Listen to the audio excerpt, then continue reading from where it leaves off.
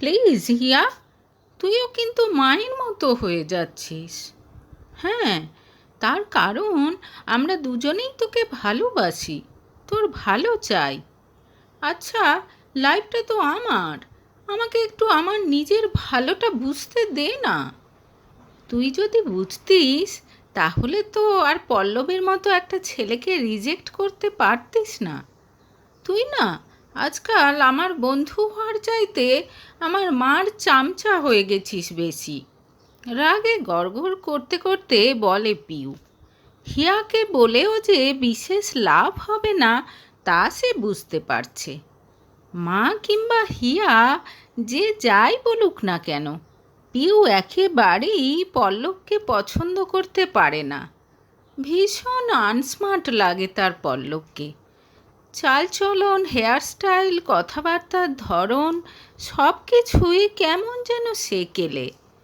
বলার মধ্যে তার একাডেমিক রেকর্ডটাই যা প্রশংসা করার মতো।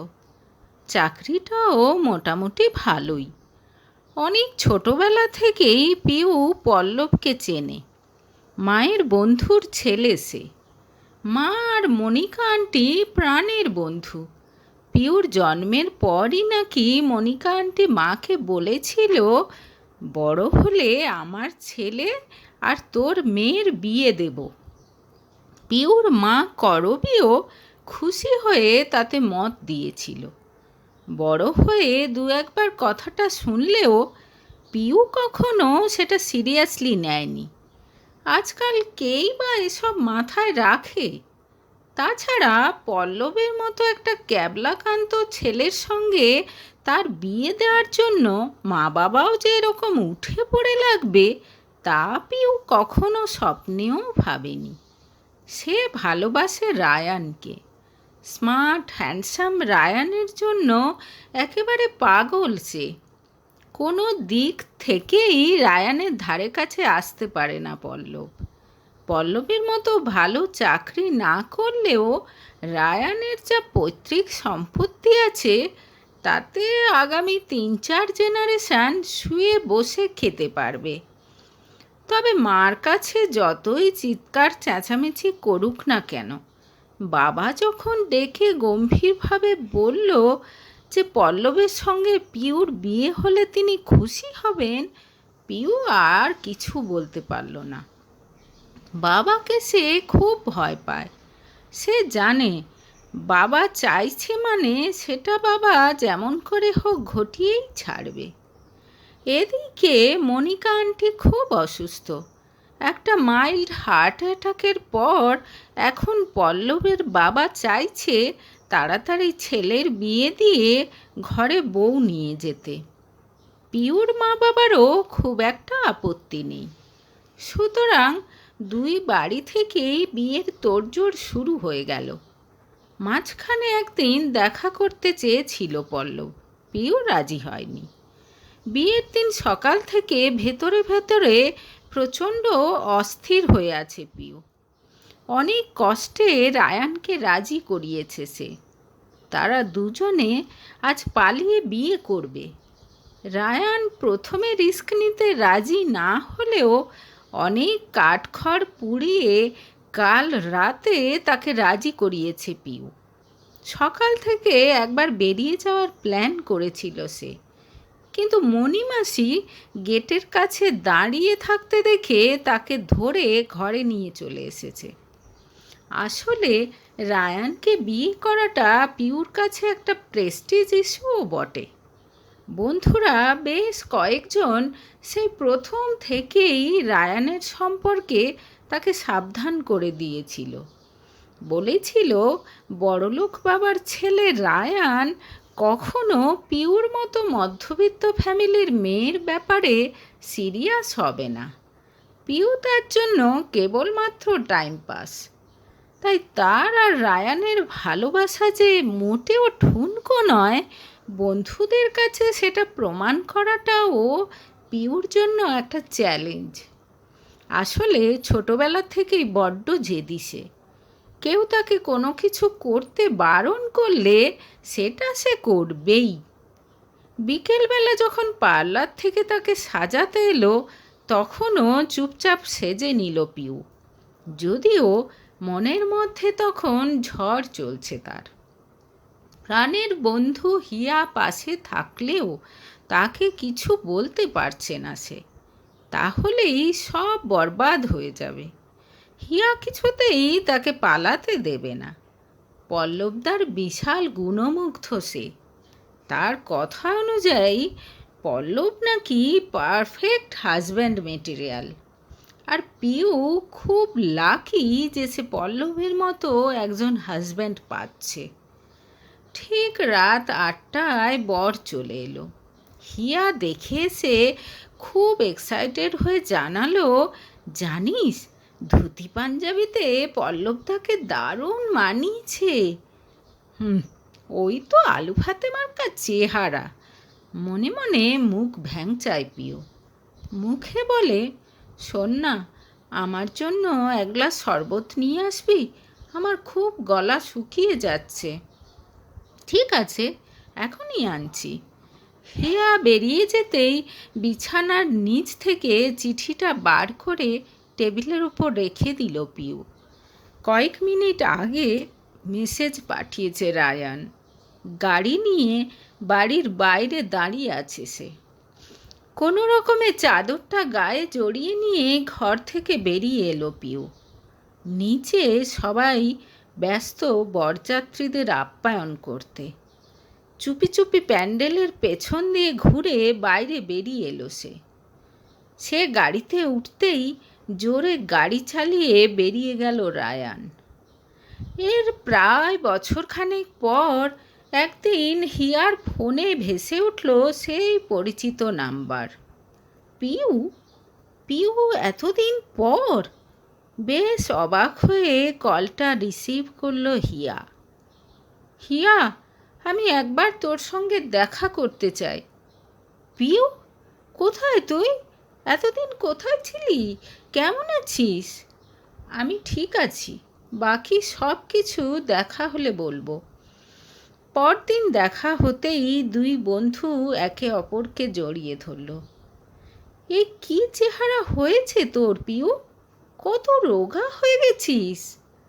আর তুই, তোর চেহারা তো একেবারে গ্লো করছে রে। প্রেমে টেমে পড়েছিস নাকি? ভালো করে তাকিয়ে দেখ, বিয়ে হয়ে গেছে আমার। সে কি, কবে বিয়ে করলি? কিছুই তো জানতে পারলাম না। হিয়ার সিথিতে সিঁদুর দেখে বেশ অবাক হয়ে গেল পিউ। ওসব বলে কোনো লাভ নেই।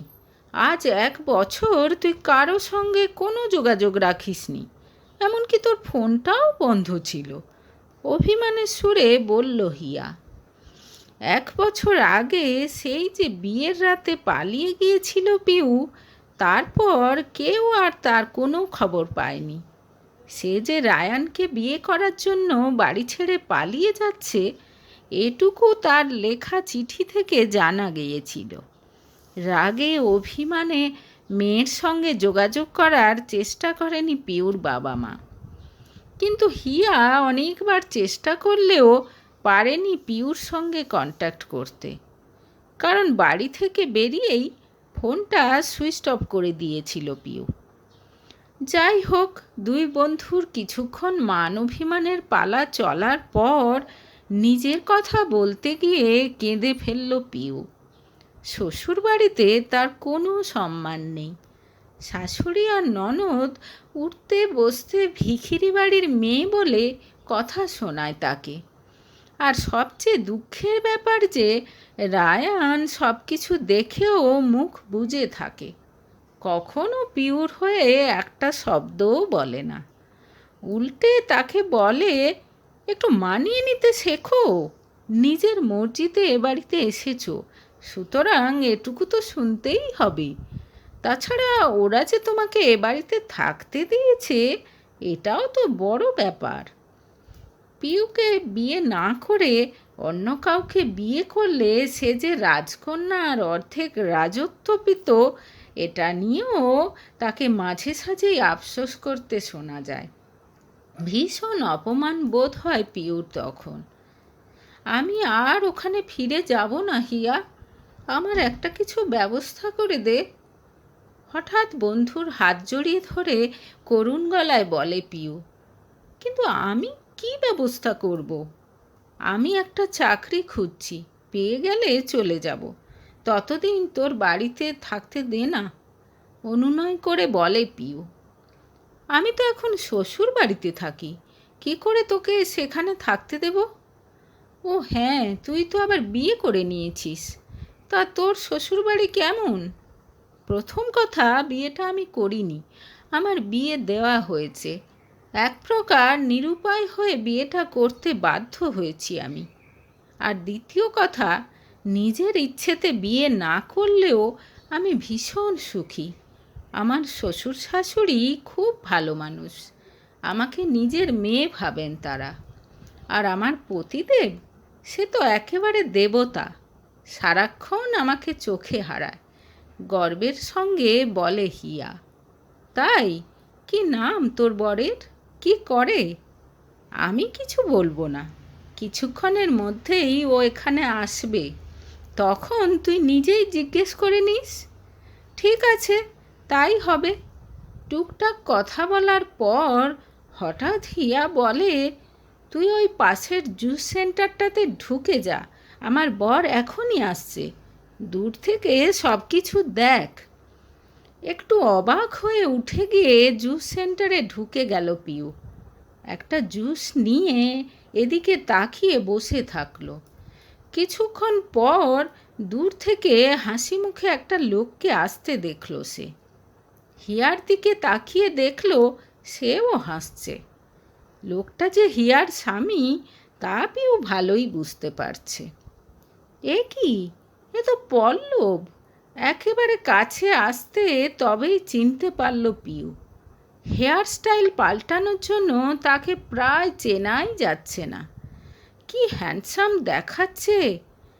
আগের সেই ক্যাবলাকান্ত আনস্মার্ট চেহারার পল্লবের এত পরিবর্তন কি করে সম্ভব ভেবে পেল না পিউ। শুধু হেয়ার স্টাইল চেঞ্জ করেই তাকে এত সুন্দর লাগছে। তার মানে কি পল্লবের সঙ্গে বিয়ে হয়েছে হিয়ার? এটা কি করে হয়? ভাবতে ভাবতেই পিউ দেখল হিয়ার কাঁধে হাত রেখে হাসল পল্লব। অদ্ভুত সেই হাসি। পিউর বুকের মধ্যেটা কেমন যেন করে উঠল। এত রোমান্টিক চাহনি! একটা মানুষের প্রতি কতটা ভালোবাসা থাকলে মানুষ এরকম দৃষ্টিতে তার দিকে তাকিয়ে থাকতে পারে?